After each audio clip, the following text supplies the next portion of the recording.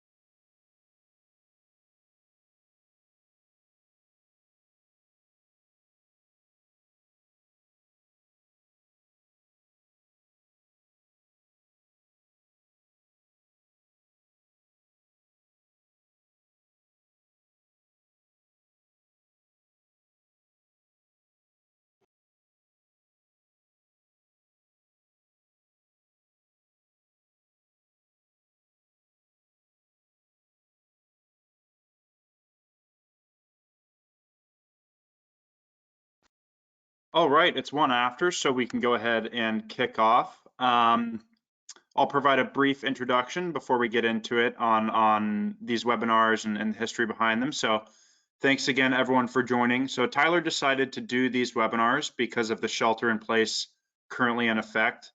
With everyone at home, we thought it'd be a great time to share information about the assistive technology products that have changed his life. We're extremely lucky to have groups like Google willing along to pass this information and provide a direct line to Google in a form where that's not normally available. We will be doing a Q&A session at the end, so please ask any questions in the chat box throughout the presentation.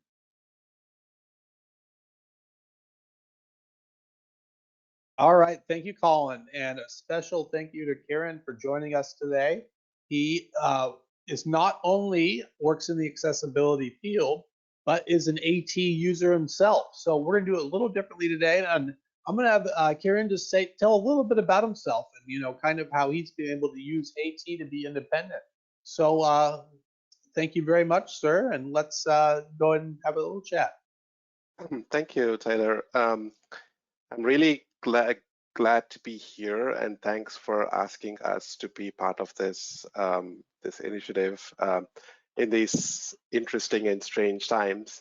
I am Kiran Kaja. I lead the accessibility program for search and assistant at Google.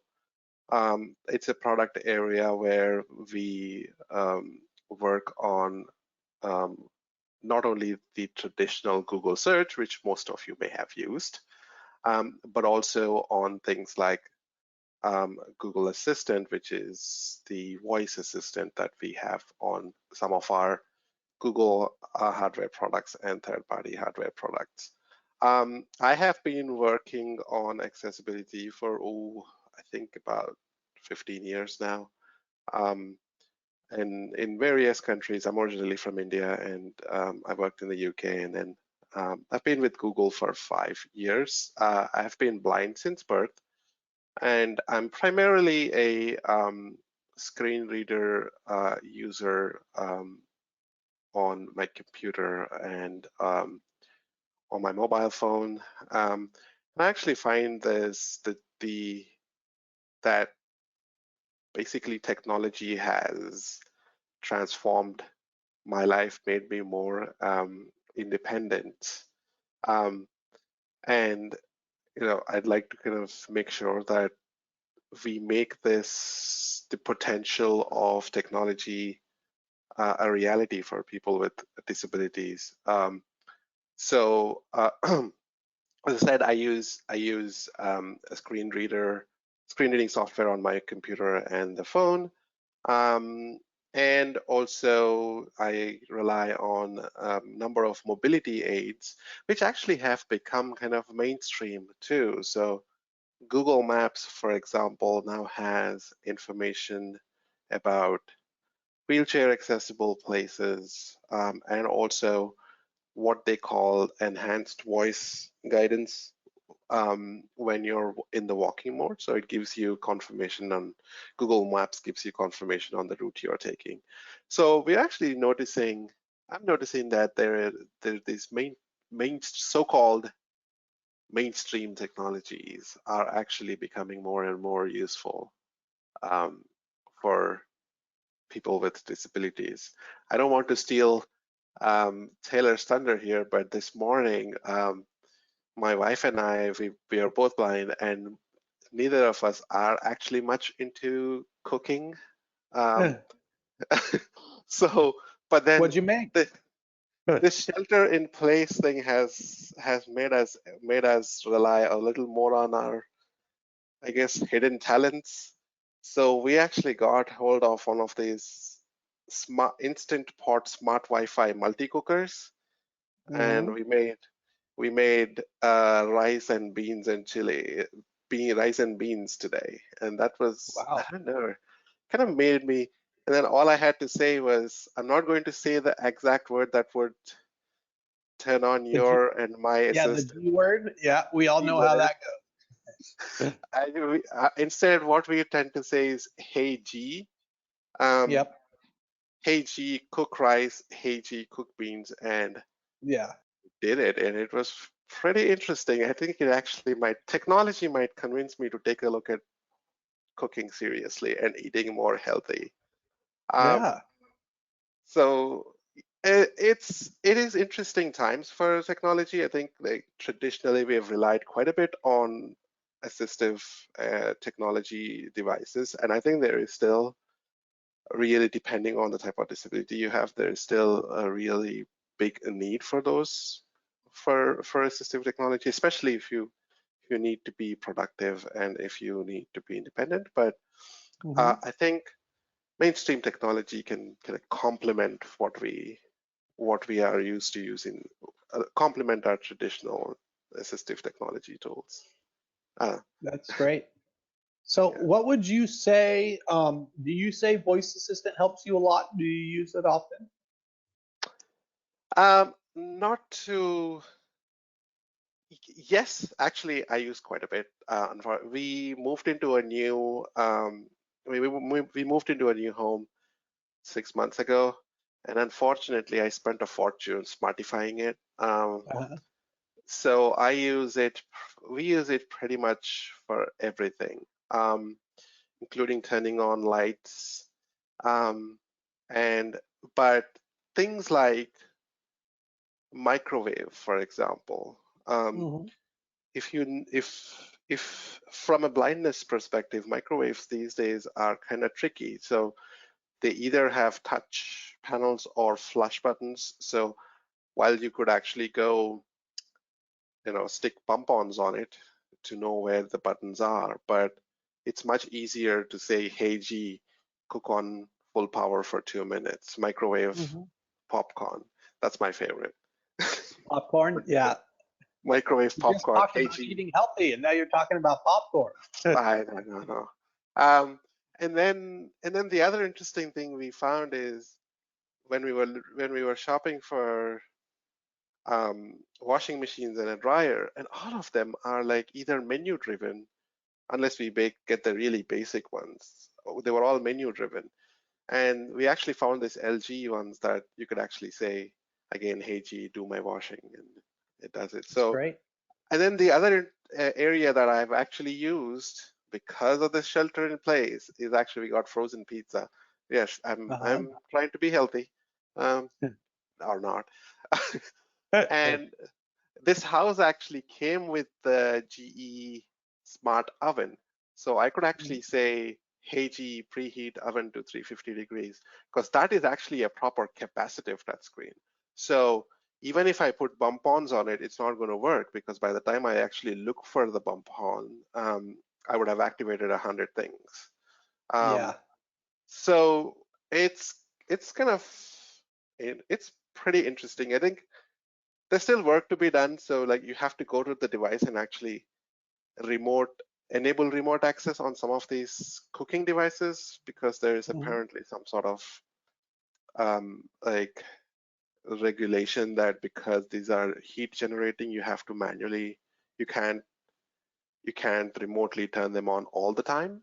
You have to go press the remote access button on it, but it's still like, kind of fascinating. And then we have this doorbell, the Nest Hello, which can recognize faces. And if we know if there is someone that we recognize, so that one of our neighbors is at home, or if somebody leaves a package, it actually sends us a notification. So Great. it's kind of found we've been finding interesting uses for Mm-hmm.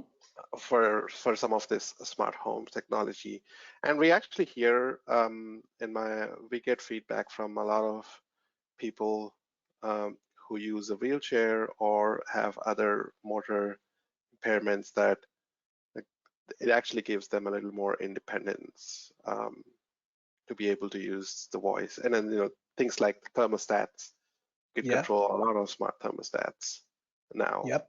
Voice. So I got think, a question for you. Let's say I was an occupational or physical therapist and I wanted to set up one of my clients with, Google Assistant. Is there a device that really is a good place to start? Something that maybe doesn't have a big learning curve, or something just to get someone started using the G Assistant to, have a little more independence. I would say the best thing would be to start with our cheapest device, which is the Google Home Mini or the Nest Mini. Yep. I believe there is a $10 difference, but honestly, they get them on discounts quite often. So that's a good device to start with because it's pretty simple. It's actually good quality sound. It works really well, and it gets you onto the Google Assistant pretty easily. And honestly, it's the same functionality. The functionality on the mini speaker versus the other bigger speakers is exactly the same, except of course you get the ones with the Nest Hub, which is actually a smart speaker with a display. So the mini would be the best. And then things like, if you're an occupational therapist, find out what's the most difficult thing. Like, depending on the person, it might be a thermostat or a light. And some of these smart lamps, for example, the smart plugs are. I saw one for about $15 or $12. So which kind of plugs into a wall. Your TP-Link has this Link Casa that plugs into your just a normal wall outlet and converts any like old lamp into a smart one. So you can just say, hey, can you turn on the lamp? So I think. You want to see if I can give it a shot real quick? Let's see what happens. Okay. If the demo guards are sorry. Yeah, I want to do this right in the middle since you're talking about it. Let's see what happens. Hey, Google, turn off the living room lights. Sure, turning the living room lights off. All right, it worked. Hey, Google, turn on the living room lights. Okay. It's easy. Yeah, super easy. Sorry to interrupt, but I thought that'd be a good time just to drop that in real quick. I always worry how the demo guards are behaving when we are trying to do this. Yeah, it's always difficult when you're actually live. Yeah, that's the truth. Yeah, I've done so many of these that like I've had about 95% success. Something or the other, is interesting. Especially when we go to conferences and do this. It's actually easier I think to do some of these demos because you have a setup already. So right. Yeah, hey, I got another question for you. So I was needing some help with one of my devices. I went to the disability answer desk on Google, and I know this isn't your specialty, but I had a great experience with it. Do you have any knowledge? Just, have you heard other feedback from people saying how great it is? That if you or your patient needs help, the disability answer desk is a great resource? Yes, we've done some really good work. I don't take credit for that. It's our colleagues in another team on the. We call it there's a group called Google Users and Products, where they actually handle all the support side of things. So the disability support desk is a great resource that's now available in multiple languages. Wow. I should know this, but I don't remember the exact number of languages. Yeah. And they're available on either live chat or on the phone, and or also I believe on email. But if you go to google.com/accessibility, then there's a link there to access the disability support desk. And we actually had, this is kind of blindness specific, but actually anybody could use it. There's an app on iPhone and Android called Be My Eyes. Yeah. And with what Be My Eyes is, it's traditionally been used by blind people to get support through sighted volunteers from around the world with tasks like quickly reading cooking instructions, etc. But what we have done is we've had this partnership with Be My Eyes, where you can actually use Be My Eyes to call the disability support, the Google's disability support line, and talk to our support agents via a video chat. So if you have, they can also look through the video chat and assist you with any of the products that you might be having issues with. So even if you are not a visually impaired person, you could just use Be My Eyes to actually get in touch with the disability support desk and get hands-on help. And we've had some really good stories from users, positive feedback on the support desk. Yeah. It's a really good resource. And on Be My Eyes, you can actually contact other companies too. So I think Microsoft support have their disability support desk on Be My Eyes also. So that's another avenue for you to get in touch. Our goal is to kind of make this like available, take out the friction in getting to the support that you need. Yeah, that's great. And when I went to the disability answer desk, it was a really easy download to get Be My Eyes on there.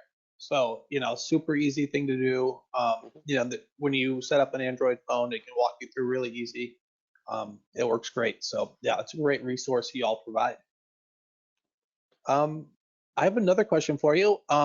So let's say, just touching on a little bit, someone with a disability, newly injured or not, what were some lessons you learned as a disabled individual, kind of navigating your way through the work field? Is there any piece of knowledge you could pass on that kind of helped you rise to where you are? It's an interesting question, and how much time do we have? Give me the 5-minute short answer. I think it's been an interesting journey for me, because, as I said, I'm originally from India, where we didn't really have the level of support that you would find in some of the European countries and also in North America. So I had to rely a lot on parents, and family support. I think in a lot of respects, I have to say that I have been lucky, in a way, to have my first real job is with a big software company, business enterprise software company called SAP, which kind of makes all the business enterprise software like HR and SRM and all of that. So I've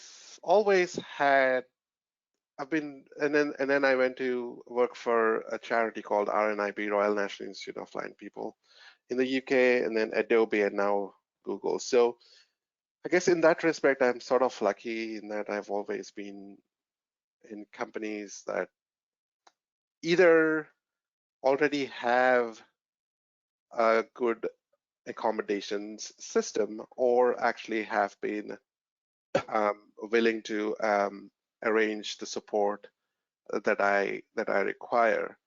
But what I really realized is, I needed to be a advocate for myself self-advocacy is unfortunately still a major challenge that our community faces. Is it's really hard for even where companies have or employers who have reasonably good policies, you still need it's still the burden of advocacy still sort of falls on you to actually not only identify the challenges you're facing, but also actually come up with solutions. Yeah. So that's been my biggest challenge, and I had to learn to ask. Right, it's not something that it's not something that might come naturally to some people. You're always worried that is this thing okay? Am I asking for too much? But I realized that as long as it makes an accommodation makes you more productive, that's definitely something that once you explain it to whoever is approving these accommodations, they generally have been accommodating. I That's guess good. I hope that will change eventually as more and more people with disabilities get into the workforce. I was reading a report recently that said, I think CTI or CTI disability or something like that. I'm a news junkie, so there was this report that said 30% of workforce in the US actually have some sort of disability, but not many people are reporting it, or not many employers have a way to identify those people. So I think we are a big group, and at some point we'll have to start advocating more, or actually have people understand what our needs are. Well, you certainly have been a trailblazer. And so, the more Kiran's out there, the better. So I certainly appreciate it. I know the disability community does as well. So what do you think about I'm going to do some demonstrations, and if they work, I'm going to let you provide a little commentary for me. And then I think Colin's going to jump in real quick, and then we'll get started with the demonstrations. You there, Colin? No Hey, worries. Tyler, yes, I am. Sorry, Cool. I've had some brief Wi-Fi issues working from home No with worries. the family. Yeah, it's all good, man. So we are going to be giving away a Google Pixel 3 cell phone today. And it can be controlled by voice access or switch access. So if you have a disability and you're in this webinar and you think you can benefit from this, please click the raise your hand button, and Colin's going to keep an eye out for that. And then right before our Q&A, we're going to go ahead and select our winner. So like I said, if you can benefit from one of these phones, please reach out. Alrighty, so demo time. What we're going to do is a screen share here. So I'm going to share my screen, and I'm going to play a couple of videos, and then I'm going to show you kind of the mirror cast and the screencast type of thing, and go from there. So let's go ahead and start with the iPhone. Give me 1 second. Could you just go ahead and just chat a little bit more, Kiran, while we get this set up? Yeah, so you mentioned an important point there about the iPhone. So the power of Google Assistant is actually that we actually have a sort of a code name for it internally called one personal assistant. So this one assistant that actually is available across devices. So as I said, the Google Home Mini is a speaker, or the Nest Mini, you have both of them, is a smart speaker that has the Google Assistant.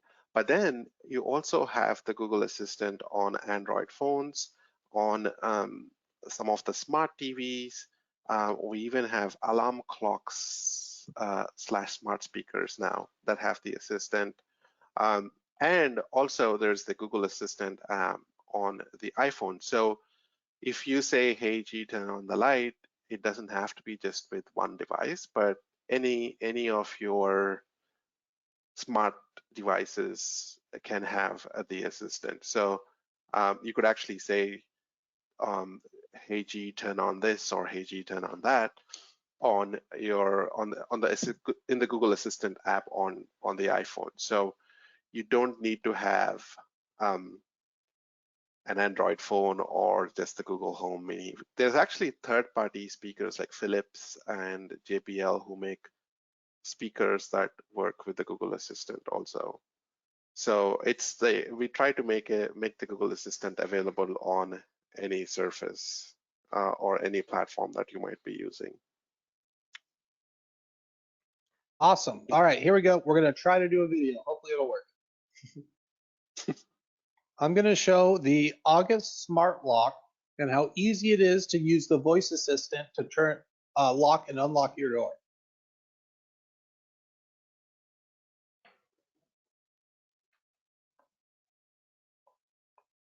All right, here we go.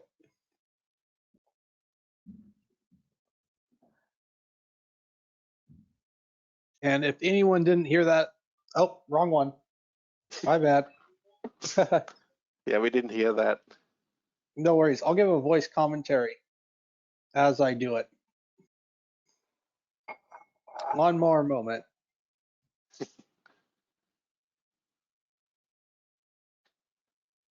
Shoot. Well, anyways, what I was going to show is just, I can just say, well, maybe we can even hear it. Let's try this.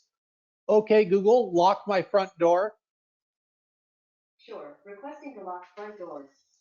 So you may have heard the little thing in the background. That was just the August locking. So that worked pretty good. Yeah. And then I'm going to show the Google Assistant from the iPhone next. So all I have to do is go to the Google Home or Assistant app. And I use switch control, so I'm a little slower on the phone than most. One more page, go to Google Home. And from here, it lists all of my home devices. It'll pop up here in 1 second. I hope. Nope. I did photos. Almost there. Okay, hold up. Here we go. So just click the Google Home app, and it has all of my connected home devices, including robot, vacuum robot, all sorts of things. All right, there we are. So I can do lights, bedroom lights. You can group things. So you can put your lights all in your bedroom and your TV. So you can say like, hey, I want to turn my TV off, or turn bedroom off. It'll turn everything off in that particular room. And so there's lots of great things in here. Another really cool thing that I found was routines. This is something that allows you to go ahead and give one voice command to command multiple actions. So I have one that's already pre-set up, but we'll go ahead and show it real quick. Hey, Tyler, we have a comment from Steve Ray that the screen is not visible. The computer screen? I Which believe screen? So what do you see, Colin? I'm able to see the screen. Okay, He said yes. If anyone else is having that issue, can you throw it in the chat real quick, please? We have a comment from Barbara Anderson saying that she can see. So You can see it? Great. Okay. Thank you, Barbara. Really appreciate it. So what you do is in the Google Home app, you click on your little icon up there. You go to Assistant Settings. From here, you go to Assistant. And then we just go down to Routines.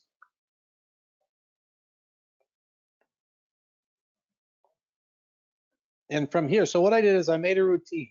It's heading out 3 actions. So I'll open that up.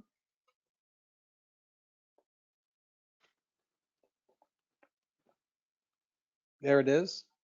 And so what it does is when I say heading out, you will see below Assistant will adjust lights, plugs, and more, tell me the weather, and send me a text message. So let's go ahead and give that a shot. Okay, Google, heading out. Right now in the Cathcart, it's 44 with showers. Today, there will be scattered showers with a forecasted high of 48 and a low of 35. All right, so that's a pretty cool little feature. So you can do multiple things with one voice command. I really enjoyed that. Just a little extra feature there. Another thing I'd like to show is the screen mirroring. While I get that set up, can you talk a little bit about that, Yeah. Kiran? Yeah, so two things I've noticed. So there's, with the August lock, Tyler, you might actually be able to, depending on which lock you have, you might actually be able to unlock it also with a two-factor authentication. What it means is that you can set up a 4-digit PIN, and whenever you say, "Hey G, unlock the front door," it'll actually ask you for that 4-digit PIN. At our place, we actually have this Nest Hello doorbell, which if somebody is at the door, it could say, if it recognizes their face, Tyler is at the door, and then I can just say to Hey G, unlock the front door, and it'll ask me for the voice code. So you don't have to go downstairs, or it makes it just slightly more easier. You could also, with the Nest Hello, talk to whoever's at the door and then tell them to leave the package there before you open. That's one thing. The other interesting part about the routines is actually, I believe now you can actually set them to run automatically at a predefined time also. So in the evening, you can just have the lights come on automatically, for example. So we keep adding these new features. And one of the things that folks have told us is a bit challenging is figuring out what the assistant can do. So that's a challenge, but you can always say, "Hey G, what can you do?" And one thing I also want to highlight is it's not just for home control. You can have it play music, news, podcasts, ask it questions, and then things like timers, alarms. You know, you can ask information about COVID, for example. We've been working on, all we've been doing in the last 3 weeks is working on that, providing as much information as we can. So it's not just for home control, it's actually useful for a lot of things. You can even make phone calls. I don't know, Tyler, if you are going to do that, sorry. But you can make phone calls to businesses in US, Canada, and the UK. And all you have to do is, Hey G, call Pizza Hut, and it'll look through Google search, find your nearest Pizza Hut, and call them for you. You can even call things like banks where you have the voice response, interactive voice response systems, or interactive tone response systems. So when it says +1 for this, +2 for that, you can just say, Hey G, press 2, and it'll actually do that for you. So it's trying to be a real assistant in a lot of ways.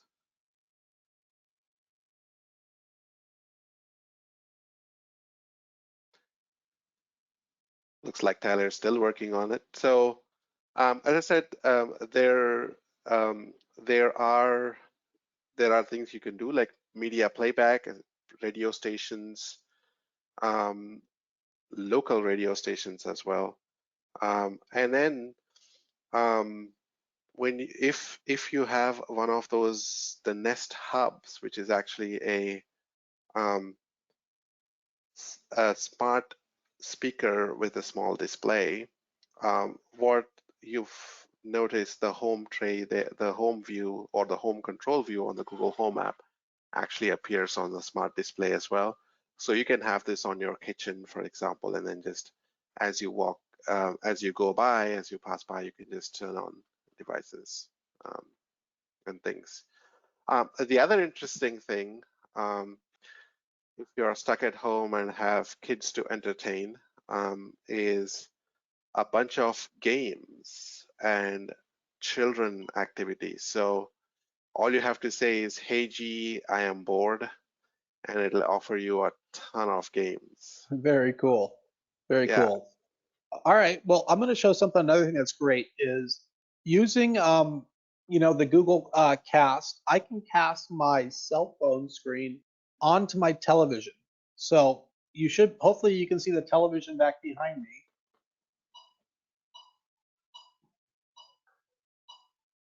And what I'm seeing on my phone is also on the television.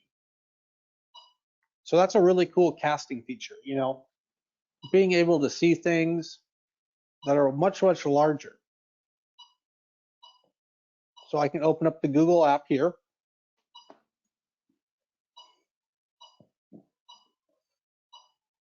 And I can also see it on the television, which is the coolest thing.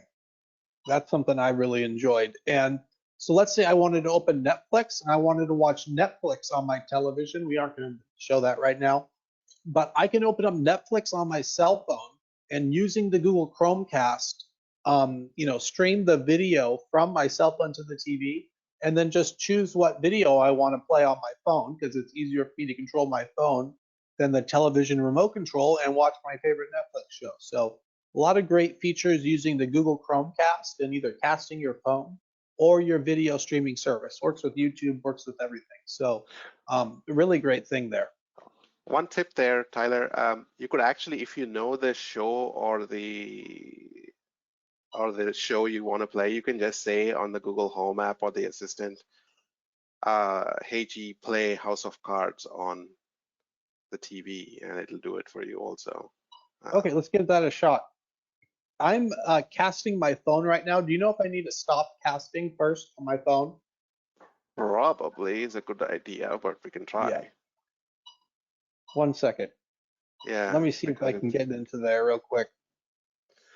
Or you might want to give it a shot, try and see if it takes over. Sure, yeah.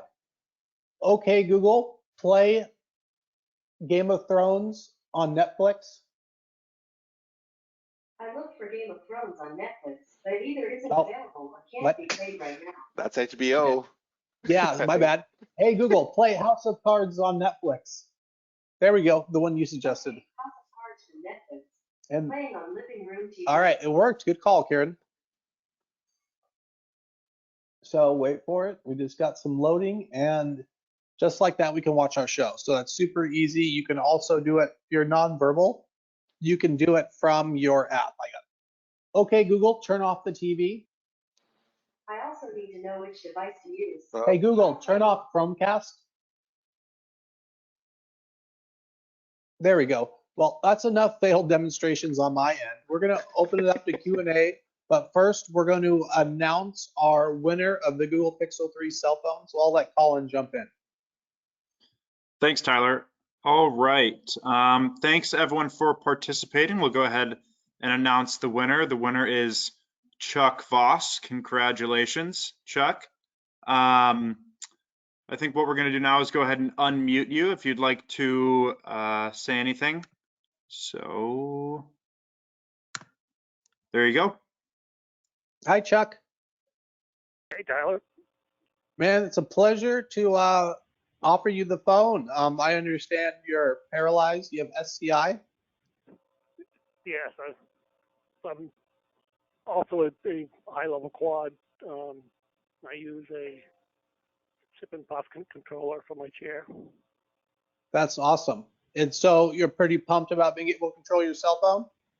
I'm very excited about this whole thing, yes. Yeah, so haven't you been able to control a cell phone before now? No, this will be my first. That's awesome. Well, you and I will have to text once we get you up and running. So we'll get that very phone exciting. mailed out to you and we will connect it to your wheelchair through Bluetooth. How do you drive your wheelchair, by the way, Chuck? With sip and puff. Great. So that's just like me. So you'll be able to use your sip and puff to, scroll around in apps and everything on the phone. And then since you got a strong voice there, you can also use your voice to access it. So that'll work great. All right, man. We'll be in touch and let's go ahead and open it up to Q&A. Can you go ahead and take over, Colin? All right, no problem. So First question we have is from Gordon Watt. Thanks, Gordon. I tried to use a Google Mini, but it didn't understand my Scottish accent. Is Google planning to improve language recognition? Yes, that's a challenge that is interesting for us, and it's as Google, we really like challenges. I think there's even a YouTube video where somebody was trying to use Scottish accent, and Google didn't do a good job. This is a work in progress. I think you might want to give it a try if it's something that you've not tried in a while. Give it a try again. I would also urge you to just like try put up with some of the recognition errors initially, because the way it works is the speech recognition model learns from its mistakes, so it will improve over time. I don't specifically know when they'll say that we officially support Scottish accents, but it's something that we have been working on improving recognition of accents as well as newer languages. As a side note, if there's also this project called Project Understood, where we are trying to improve our models to understand people who might have speech impairments because of ALS or other conditions. So Project Understood is a collaboration between Google and the organization skips my mind, but where we are trying to ask people to, if you have a speech impairment, can you please donate some of your voice so that we can actually help Google Assistant understand you better. Yeah, that's awesome.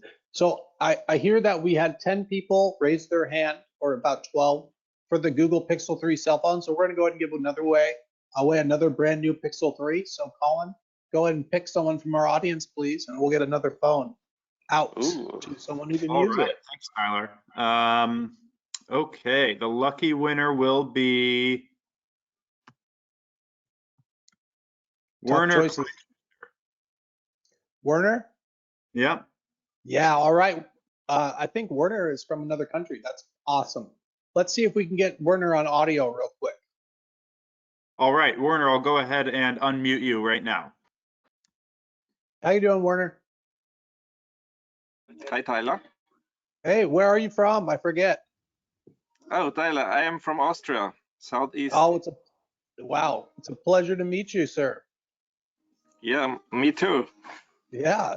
So that's really cool. I know you have attended another one of our webinars. So thank you very much for following along. And we're going to get that Pixel 3 out to you soon. And you and I can do a video chat or something like that. Another great thing about technology, and get that cell phone up and running. It is very great. Many, many thanks. You're welcome, sir. Have a good day. All right, back to Q&A. All right, thanks, Tyler, and congratulations, Werner. Next question, excuse me, from Melissa Brock. Are there options for voice activating TV use with Google Home?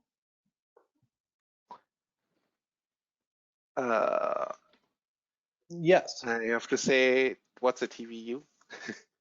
Yeah. So, what you can do is, I know the demos weren't great. You can tell G to pull up your show, and it will pull up the show and you can start watching.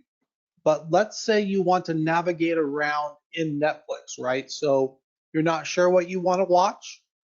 So it doesn't matter what kind of cell phone you're using, Android or iPhone. What you do is you open up Netflix, and in the top right, you'll see a little picture of a TV screen. And so as you scroll around in your cell phone and you pick your show, once you pick out your show, what you do is you just tap on the cast button, and it streams your phone's video right up to your television. Oh, okay. I got confused with the TVU. Oh yeah, no worries. Yeah. TV use. Oh, like turn it on and off and stuff. Oh no, that's what I was Yeah. confused with. Okay, no worries. All right. Next question.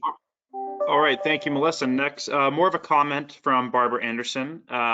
Thank you so much for sharing Be My Eyes. A lot of clients use Apple, so much appreciated. Next question from Matt Grillat. What does switch access mean? Right. Ah. So switch access would be this sip and puff straw here. When I blow into it, it moves the wheelchair. Left, right, forward, back. And what I can do is program my wheelchair to control the cell phone when I give those commands into the same sip and puff straw. So, I'll blow this to the right. Rather than move the chair, it'll move to the next icon on my cell phone. And Google has switch access, correct, Kiran? Yes, yes. So it's part of it's there on all Android and devices. Yep. And you can either move item to item, or you can use a mouse pointer and then set it to dwell timing, I believe, right? Yeah. And then you Perfect. can use other switch control devices, like there are 2-button switches, 3-button switches, and like Yeah. foot pedals, and a range of other devices like sip and puff. Yeah. Yeah, that's a great point. You could, someone could just hit a button next to their head and do the same type of thing to operate their cell phone, computer, tablet, anything like that. All right, thanks, Matt. Next question from Steve Ray. Steve has a question for Kiran. Kiran, what do you use for document processing, creation, editing? Have you found things that are totally voice controlled? I use the good G Suite products, so Google Docs, and Sheets and Slides. There is voice control in Google Docs actually, and it's pretty good. If you haven't tried it, you should give it a try. So it supports dictation plus voice commands. So you could dictate text, but then also it supports commands like go back, previous sentence, go to the previous sentence, and then you can actually select text and replace it with something else, do some editing as well. I don't think it's fully there yet in terms of being able to do things like, use some of the collaborative features like comments, etc. But it should work reasonably well with the voice commands do work reasonably well with basic content creation, word processing. So that's the one I use, mainly because it's Google stuff also, and we try That's to where use. you work. That's where we work, and that's where Yeah. that's what everyone else uses. Yeah. But I know people have used like things like Dragon Naturally Speaking, and some of the more advanced tools in the past, and I suspect those are still there. But you could give the voice commands a try, and because it's free anyway, so if you go to docs.google.com, for personal use, it's all free. As long as you have a Google account, you can just create a document and try the voice commands. Try that with Chrome. I think it's only supported with the Chrome browser, if I'm not mistaken. So you can just edit away and give it a try. Yeah. And I'd recommend when you're setting it up, contact the Disability Answer Desk at Google. They'll be a great resource to help. Good point. Yeah. And Melissa, on your previous question, we'll connect offline to make sure we get that answered for you. Sorry, we weren't able to do that. All right, All right. Colin, Next question from Wendy Einer. Are Google Nest and Home associated with phone, or is it also compatible with iPads? Oh, so Yes, they are definitely compatible with iPads. So the speakers, the Home and the Nest Mini and the Hub, they actually don't really need, all they need to work is just a Wi-Fi connection to the internet. You just need the what we call the Google Home app on your phone, and it could be either Android phone, tablet, iPhone, iPad, any of those. You can just download the Google Home app. You just need the app to set it up initially, and it's a fairly straightforward process. Both the iPhone app and the iPad app, they recognize the Google Home when it's plugged in and walk you through a few steps and connect you to the Wi-Fi. So once you do that, you don't really need the app. You can just talk to the speaker directly. But yes, the Google Home app is available for both the iPhone and Android. So is the Google Assistant app. So the Assistant is also available on both iPhone and iPad, in addition to Android as well. So we don't really, we are very platform agnostic. And they work great across both platforms. You aren't losing something because you're using iOS. That works just as well. All right, next question from Alicia Troik, and I apologize if I'm mispronouncing names in advance. So from Alicia, how often do you have trouble with your Google Home becoming unsynced? For example, the other day I couldn't retrieve my shopping list. It showed up on my Google Mini, but not in the usual spot on my Google phone, Google Home app. That is definitely a Kiran question. I'm not even going to attempt. Good luck.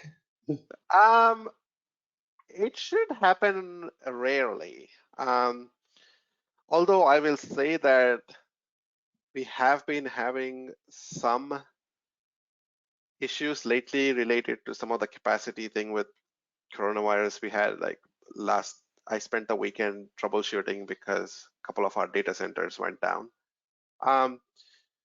If this is happening regularly, that your phone's shopping list is not updated, but you are still able to ask for it on the Google Mini, please contact our support desk. We'd like to know why this is happening and if there is something specific with your account/phone. But it should be rare. But then I also work at Google, so. But then again, if you are facing any of those kind of interesting challenges, please contact the support desk, disability support desk. Or you can actually also, from the Assistant app, or you can submit feedback through the hamburger menu, and that actually will give us the logs to track this problem down. One thing I'll say though is for your shopping list, you might want to download the Google Keep app. It's Keep. Google Keep is a small app that you would use for note-taking.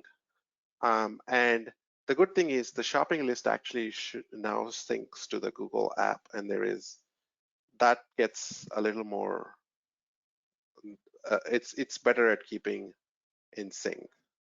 Cool. And it's also easier to access. Yeah. Another thing I always do is just power cycle. When anything stops working, I unplug it and I plug it back in.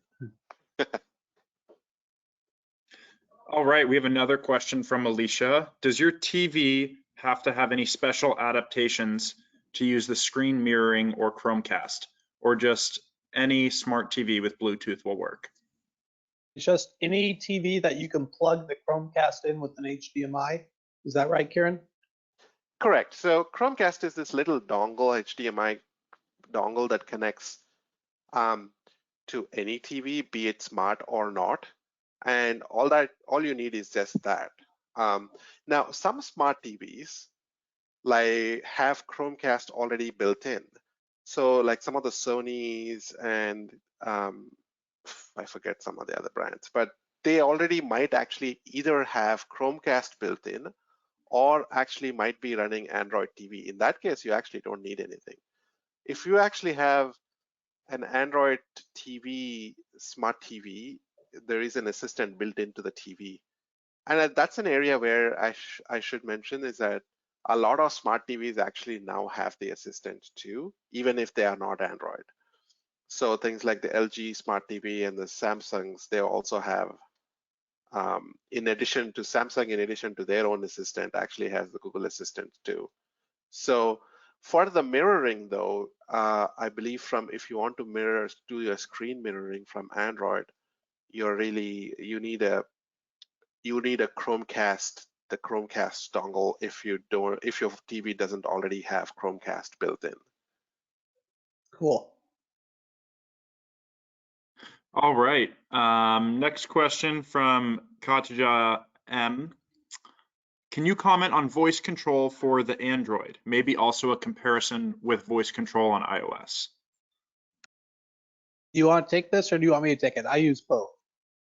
You're probably a better person. Yeah. So the only thing I would say is voice access is kind of, they're still in beta and you have to download it as a separate app. That's correct. That's on the Android side? Yeah. The only thing I notice that is a tangible difference is voice access on Google. It doesn't do a good of a job as iOS filtering out background noise. So when I'm using iOS, it seems to know when I'm talking to it better than maybe the television is talking to it. With voice access on the Google phone, it could also pick up the television while I'm trying to talk to it. But other than that, they're very, very similar. All right. Next question from Brenda Gutierrez. Will we be able to someday address the Google Assistants by different names? I control my phone with the Google Assistant, and it's frustrating when all of my home speakers turn on also. This is probably the biggest request we have. There are two challenges. One is technical because a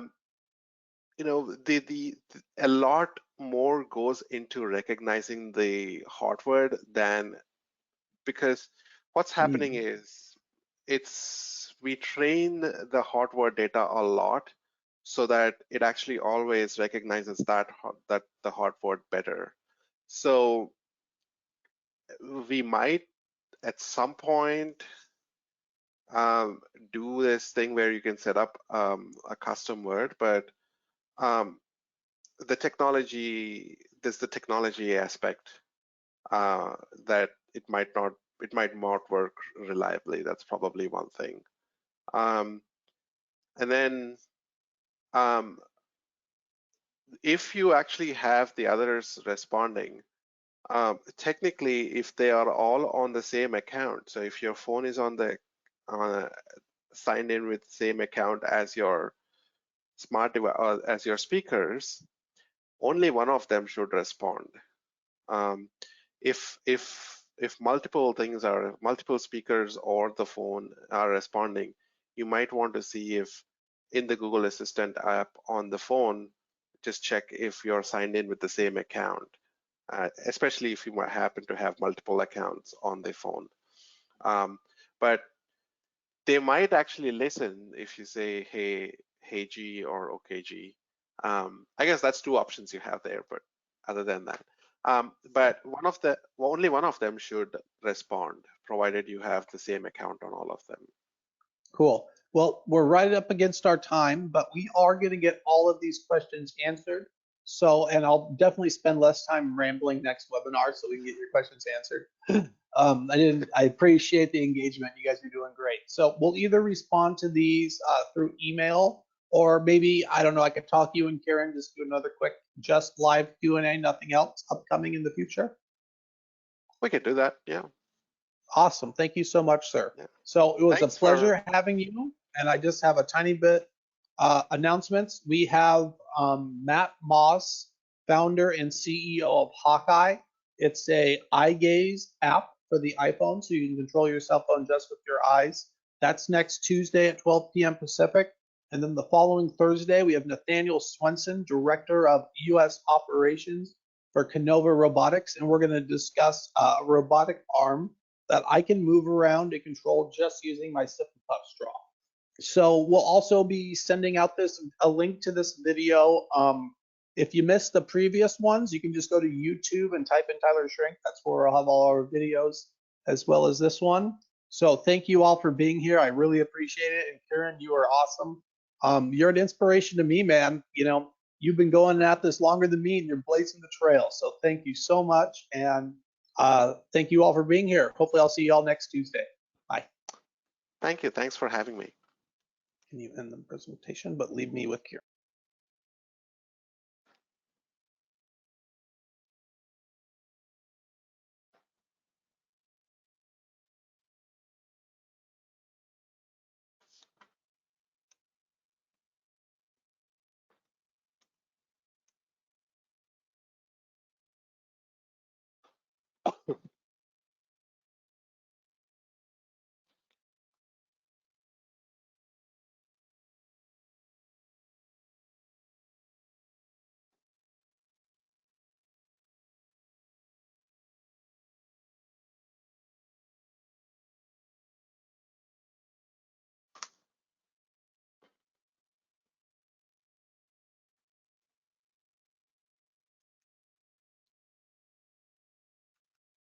Hey, Kiran, we're having a hard time like ending the session without everyone hearing us.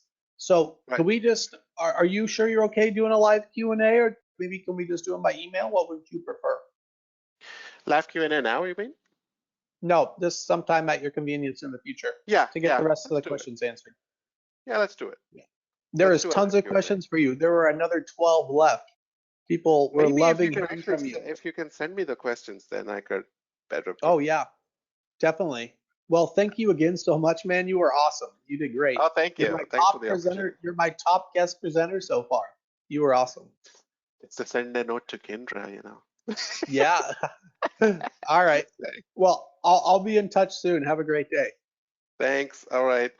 I'm trying to Bye. close. I'll try and close this, but if not, you may want to just mute me. Yeah, we'll just end the whole thing, and then Okay. it should just kick you out. All right. Thank you. See you later. Bye.